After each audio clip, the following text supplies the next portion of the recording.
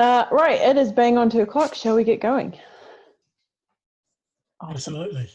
All right. So today is, I don't even know how many weeks we're up to now. Today I'm going to go through the analysis tool coming from the other side of the system. So we talked about how you can present exemplar material for your users to look at. And now I'm going to show you a way that you could use Bracken to have a user submit their own video and provide feedback against their own work. So we'll go through that shortly.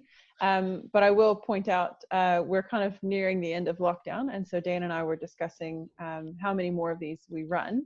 So he's got a survey that he's put together that will include a question on, do you want another one? And if you do, what would you like it on? So if you could fill that out in the link that he provides, then that would be great. And we'll determine if we're going to run another one of these again next week. And if so, figure out what it's going to be on, because I'm running out of material. It's just going to be me telling jokes after a while, which is good. Probably entertaining enough. But yes, so without further ado, we will get started. I'll share my screen with you guys. Right, so what I've got for you today, and again, I know nothing about surfing, so if I've written anything incorrectly in regards to surfing content, I apologize ahead of time. This was a demo video that we had that I chose to use, so we're going to run with that as content.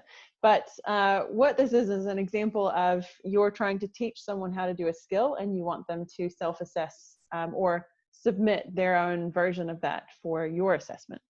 So this video is on how to surf backhand. Graham can correct me if my lingo is incorrect. But you've got a little intro page. You have a YouTube video that runs you through how to do it. You have some instructions for your users. So this is lorem ipsum text, but from a surf perspective, I found a generator that I thought was quite funny, so I'll use that. And then some how-tos. So these would be your instructions on kind of your key points. After that, you're asking them to submit their own video. So I'm a user, I've watched the demo video, I've kind of looked at the key tips, and I've found myself in this video that I want to use. Not accurate, that is definitely not me. The ocean is terrifying. And then underneath is a reference. So if you've got people who don't know how to shoot their own videos, here's a reference to an article where you could go and learn more about how to do that as a surfer. And then the analysis tool being used where the learner, so myself in this instance, I've got instructions to have a look at my video and use the tools to circle where I think my position was at its best. So let's say I've watched my video and I feel right there I'm actually doing really well. So I'll grab the circle tool, I'll circle that area, and I grab a screenshot of that piece of video. So this is just grabbing a still of part of the video. It's not grabbing a clip, it's just a still with that markup on it. So that's the only thing that you're really collecting there. Hit check answers to save it. And then when I get to the end of the module, I get taken to a summary page. So I have submission turned on for this example. So I'm reminded as the user to submit.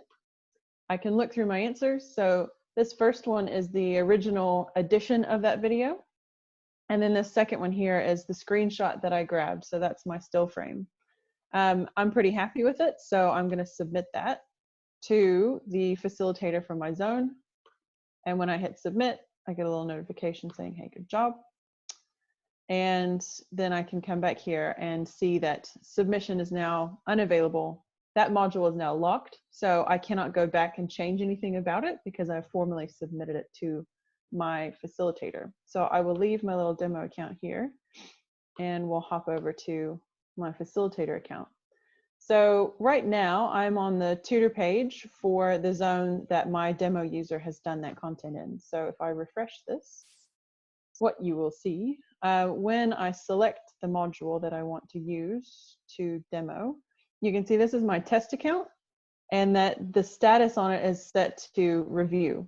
So these status action areas on the tutor panel, they actually indicate where in the marking process a lesson is. So if I had just started it and hadn't done anything else with it, then it ends up in this column. If I have submitted it, it ends up in review. So as a tutor, I can see who's turned in their material and whose stuff is being kind of investigated by a facilitator. when the facilitators reviewed it, they get two options. They can unlock it and release it for feedback, so then it would end up in this column, or they can finalize it and keep it in a locked position so the user can't edit anything, and then it ends up in final. So this is a really nice way to really quickly look through modules that you have that are going through the submission process to see where everyone's material is at within your class. So that's kind of a run through on the tutor panel. The other thing that I get as a facilitator, because this is the account that I submitted that to, I get a message saying, hey, such and such has submitted this for your review. So I can click on that and have a look at the content that was given to me to mark. So again, that's the original video that was submitted, so I could make some overall comments here. And then I can also comment against the screenshot that that person collected to say, yep, you're correct, your position's really good. From there, I go to send feedback, and this is where you make that decision as to whether you unlock it and allow the user to fix their answers or provide you with a new answer, or you lock it and it's finalized and that's that user's final score. So really, really quick demonstration of how our marking portal works as well. The marking system that we've got at the moment works. And yeah, so that's the module itself. So we'll walk through how that's built.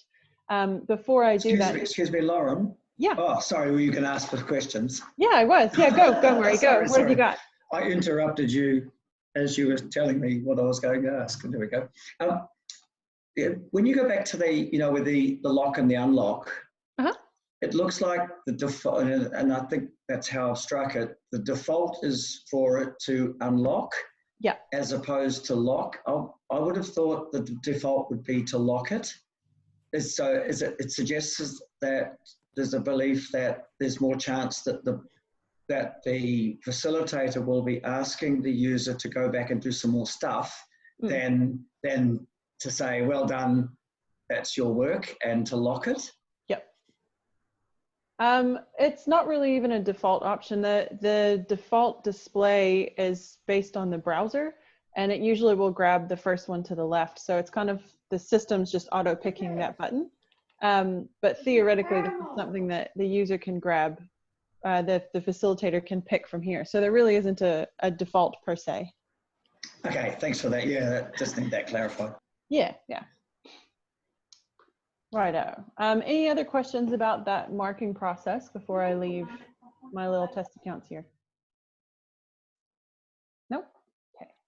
Hey, Lauren, did you see the message in the group chat from Stuart? No. What was he? Sorry. Can I add more clips? Add more clips. What do you mean about add more clips? Lauren, I mean that your surfing looks okay, but you may want to show me 2 or 3 different steps in the wave as you're moving along it. So, yeah. And the second part to the question is, once the facilitator adds a comment or sends something back to the submitter, how many times can you go backwards and forwards doing that? Yeah. So like clearly you haven't done a very good re-entry there, okay? I want you to go back and practice that again. Yeah. So we don't have a cap for the number of times that a module can go through this process. So you as a facilitator could send it for feedback as many times as you need to until that person is passing whatever your assessment criteria is. So if you had like a restriction on, or, you know, they can only reset it twice, then that's something you would have to manually manage on your end by keeping tabs of how many times you've actually returned it to them. But the system itself is infinite. You can put it through that feedback cycle as many times as you want. And then your question about if you had different parts of that process, I can actually answer that in the module itself. So this, for example, we've only asked them to pick out one thing, but what you would do in that case is you would say, let's see how you went for stage 1, and then you'd have another slide that was, okay, now let's look at stage 2, select something about stage 2. So you end up with different slides and different interactions as well for each of those elements that you're asking them to represent with a markup screenshot. Make sense? Perfect. Cool. Right, minimize that and we'll come back here. So what I will show you now is the actual module itself as an author. Get rid of those. So we won't be going through so much of the build process. I'm just going to kind of show you how it's put together without really going through and building it again for you. What I've got, and you'll be really familiar with this if you've seen the other videos, is a title slide. And that title slide is sitting on top of a master page. So the master page is this image from Unsplash. And I'll put links up for all of this stuff as well. So Unsplash, again, as a reminder, is an external website where you can grab friendly photos that are available for you to freely use. You just want to make sure that you attribute the author if you are going to be pulling them. So they're really good quality and you can download them free off of this site. You don't need an account or anything. They do give you the ability to download this little bit of HTML that you can use to create a credit badge. And we've got other videos that'll run you through that particular part of the process. But all that I've done here is grabbed an image and flipped it and put a bit of a shape on top of it with some opacity applied to it so that it's got a bit of a kind of a dark wash. And then on the actual slide itself, put in the text on how to surf with the backhand and then a little bit of an intro to what we're actually looking at. Next slide down has got a background color applied to it, a little bit of a title, and an embedded YouTube video. And this is the try it slide. So this is your additional information on, hey, this is what we're asking you to do. So this part's actually really important for your users. So this page is meant to serve as a, hey, now that you've seen all of this stuff, here's what we want you to do with that information. So in this case, let's pretend it's saying, you've just seen this really nice video. We want you to go out and video yourself and then submit that for us to have a look at. This could be how-tos on here are the steps that you need to go through if it's a process. These could be key points, so things that they need to remember. So like keep your head up or make sure that you wash your hands or anything like that. And then just chucked in an image just to give it a little bit more oomph. That image has got kind of a shape sitting on top of it to mask it and kind of cut it. So that's just a little shape sitting on top. And then this is a shape that has no background and just has an outline. So that's the only difference with the majority of other stuff you guys have seen. Now, the new slides that we'll be slightly unfamiliar with are the actual, how does the user create a video of themselves on their site, add it to a module, and then use that within the analysis tool itself. So the way that we accommodate that is building this slide includes the title. It's got a background color applied to it. This is just a shape with a white fill. And then again, some instruction on what we're asking them to do. So we've said shoot a video of yourself and then upload it here. As an author, what you need to keep in mind is that you need to pick the part of the analysis tool that allows you to select a wizard entry. So what you do is you go to add, analysis, and then you grab selector. So with the selector, if I do this on a blank slide, we go to add and selector, what you get straight out the gate are two different slots. So this is originally used for the dual analysis. So you would, for example, upload one video and then upload a different one, and that's how you can kind of pick and choose which one you want to refer to within a module. What we want to do is remove one of those entries. So we'll hit the minus button and then just kind of resize it to suit whatever area we need it to fit in.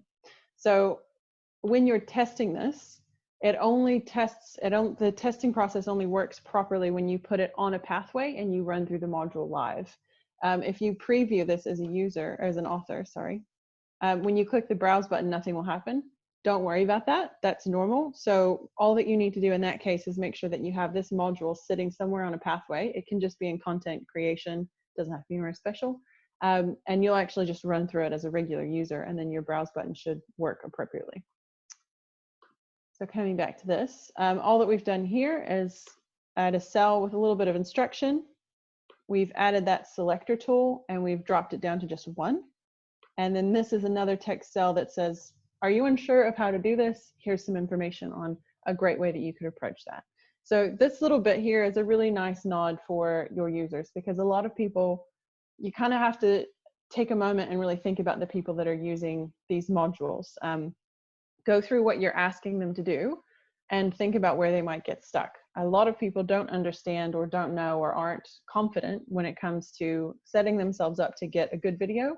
And your organization, if you're running something like this, you may have specific requirements that they need to meet. So for example, the video should be front facing instead of side on, or make sure that you have good lighting, or any of those things. So you can create links away to articles that another person has written, like we have here, or you could have a PDF that this link is associated with as a download that could be instructions for your organization specifically. So here's how you need to set this up based on the equipment that you have. So it's a really nice way to kind of give your users a little bit of support as they're going through something like this. And this is something that you can keep in mind for any kind of content where you're asking people to do something. So that's our selector page. So this is, I'm submitting the thing that I want to look at. And then the next slide will be the actual analysis tool. So we've added an analysis tool sitting on top of just a regular old shape that I've kind of put in the background. I've added some instruction on here's what I'm asking you to do. And the analysis tool comes with this capture button already. So that's just sitting there all safe and happy.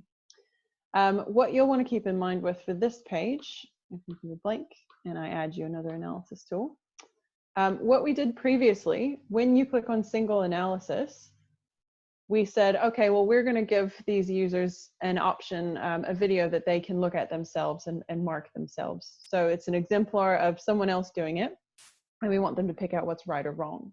In this case, we're asking them to submit their own work.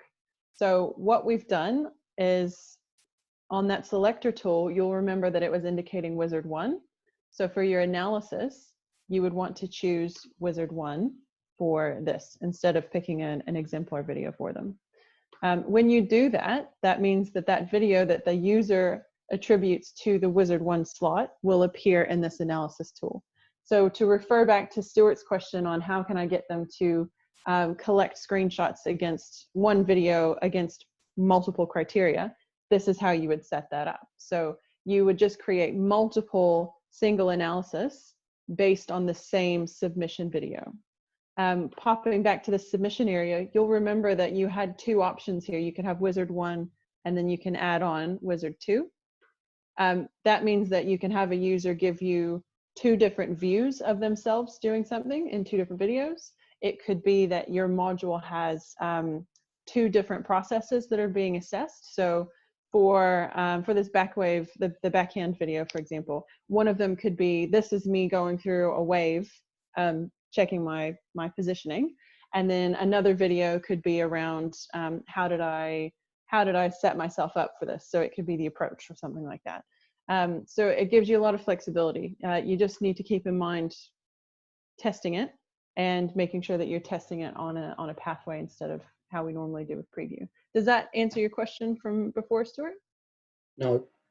What I want to know is how many capture buttons can I have against one video? So the submitter can submit the one video, but there's three things that I want to see within that. Yep. How many times can they use the capture button? Yep. So the capture button can only be used once on a slide. So if you needed them to pick out three things, you would need to have 3 slides. So they just submit the video 3 times. They're using the same video. I'll show you. So let's duplicate this one and then pick out something new, for example. And these could be different instructions on kind of what you're asking them to do. So then as a user, let's see, let me pop out of here. As a user, then what I get is that's the video that I've added. Yep. So then I get to, let's see how you went, which was my first example. And so I can go through and circle whatever I need to.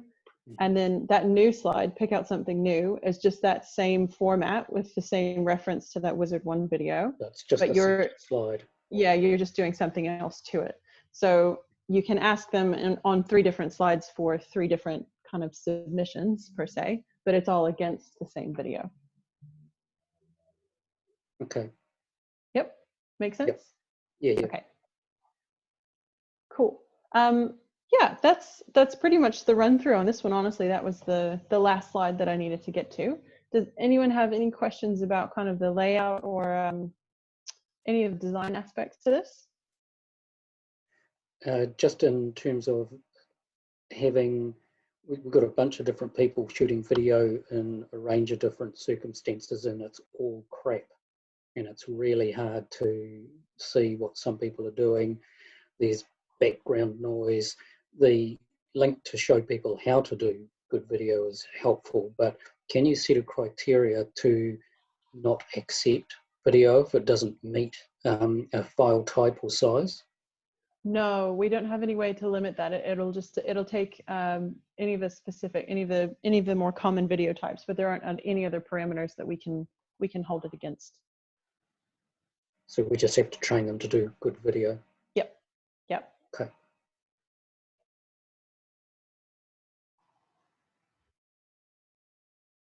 I think that's all I wanted to ask. Cool. No worries. Does anyone else have any other questions? No, it's good. Cool. Yeah, I'm Murray, good, thanks, Lauren. No worries. Murray, you'll be pretty familiar with the video analysis aspect. Do you have any tips for anybody who's having trouble getting quality videos? I think for us, you know, in general terms, and this is when in my PGA background, Yep. Where most of it occurred, it was PGA trainees that were actually doing this stuff. So they, apart from us providing them with the instructions on how to accurately video someone from what we call down the line, which was side on, and then face on, because of the height of camera, the alignment to the target, the alignment to the body from face on, all that instruction was provided to them. And because they were PGA trainee professionals, they already had a pretty good sense of it as well. So I think we were a bit lucky in that sense. In the current role with the golf tutor stuff, we're still in the mode, because as you know, it's quite new with our volunteer coaches. We haven't yet got to the point where we're requesting the volunteer coaches go video golfers as such. Yeah. Because we're just working with kids and we don't want to push them into too high an instructional mode before they are ready to. So like, that's the best answer I can give there. No, that's fair enough. Good answer.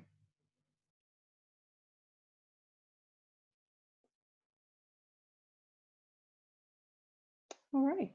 Well, guys, I've got nothing left. If no one else has any other questions or anything they want to ask of anyone else, by all means, snappy session. Thank you very much. No Yeah, worries, thanks, guys. Lauren. Thanks for coming along. Appreciate Thanks, it. Lauren. Good to see you See you, all. Murray. Good to see you. See Cheerio. ya. Bye-bye. Bye. Thanks. Right.